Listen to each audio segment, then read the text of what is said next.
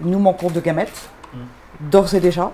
Il y a pénurie et les couples hommes-femmes qui souffrent d'une pathologie de la fertilité et qui ont besoin d'un don de gamètes, c'est 3,9% des couples qui recourent à la PMA, doivent déjà attendre de longs mois et selon les régions parfois même des années pour avoir un don de gamètes. Et quand on parle de fécondité, attendre aussi longtemps, ça porte à conséquence. Soit la France se mettra à payer les hommes, elle ne le fera pas parce qu'elle ne voudra pas avoir l'air. Et donc qu'est-ce qu'elle fera? Comme la Grande-Bretagne, comme la Belgique, elle achètera des gamètes à d'autres pays qui, eux, payent les hommes.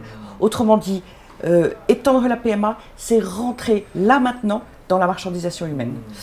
Ensuite, les questions de bidouillage de la filiation, le fait de faire des enfants orphelins de père ou de mère, ensuite le détournement de la médecine, etc., etc. Tout cela, c'est déjà dans la PMA sans motif médical et sans père pour l'enfant. Alors, il y a une chose en effet qui est en plus avec la gestation pour autrui, c'est le fait de louer des femmes, de la réduire à leur fonction procréative. Mais en fait, dans la PMA, on réduit déjà l'homme à son sperme. La marchandisation humaine est déjà dans la PMA sans père. Un auditeur a appelé en disant « mais moi, je ne suis pas un distributeur de sperme ». On nous avait dit « il y aura le Pacs, mais il n'y aura pas le mariage, il y aura le mariage, il n'y aura pas la PMA ». Et qui peut croire aujourd'hui qu'il y aurait la PMA sans père et qu'il n'y aurait pas la GPA? Personne ne peut le croire, évidemment.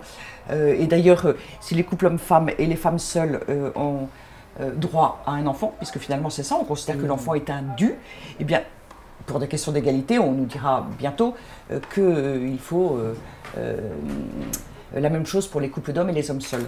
En sachant que, en plus, la gestation pour autrui est encore aujourd'hui illégale. Il n'envisage pas de la légaliser, mais elle est en train d'acquérir en même temps toutes les caractéristiques de la légalité.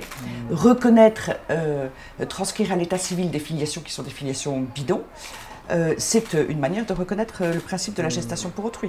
C'est l'hypocrisie la plus immense qui soit.